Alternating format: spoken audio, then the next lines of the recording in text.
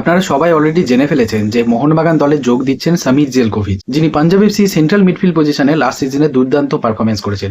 তিনি actually Bosnia এবং Herzegovina, একটা ইউরোপিয়ান কান্ট্রি থেকে বিলং করেন। সেই দেশ থেকে পাঞ্জাব এফসি খুঁজে খুঁজে বের করে এনেছে প্লেয়ার। পাঞ্জাব এফসি সব থেকে ভালো ব্যাপার হচ্ছে তারা দুর্দান্ত প্লেয়ার স্কাউট করে, তাদের স্কাউটিং টিমটা ভীষণ ভালো। এর আগে বহু প্লেয়ার এবং এই দলেরও বেশ কিছু প্লেয়ার রয়েছে যারা নজর কেড়েছে এবং গত সিজনেও তাদের দলের প্লেয়াররা যথেষ্ট নজর কেড়েছে।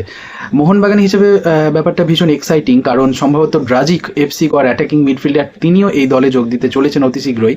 তবে জেলকোভিচকে নিয়ে কেন আমরা আশাবাদী, কারণ মোহনবাগান সমর্থকরা বহুদিন এই সেন্ট্রাল মিডফিল্ড পজিশনের কোনো প্লেয়ারকে সেভাবে পায়নি।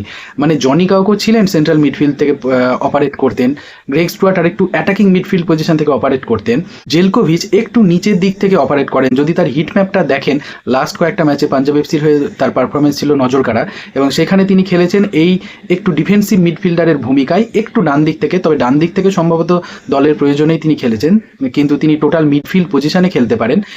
এক্ষেত্রে যেটা সুবিধা হতে পারে, আপুইয়া এই পজিশনে দুর্দান্ত একজন ভারতীয়।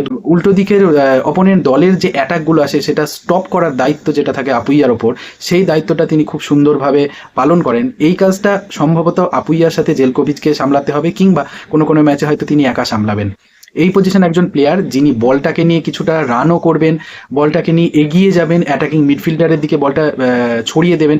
এই যে কাজগুলো, সেই কাজগুলো করার জন্য এরকম একটা বিদেশি প্লেয়ার, বিদেশি কোয়ালিটি প্লেয়ার একটা টিম চ্যাম্পিয়ন বা ভালো রেজাল্ট করার জন্য ভীষণভাবে দরকার, যেটা মোহনবাগান সমর্থকরা বহুদিন থেকে এই ধরনের একটা পজিশনের প্লেয়ার দাবি করে আসছিলেন।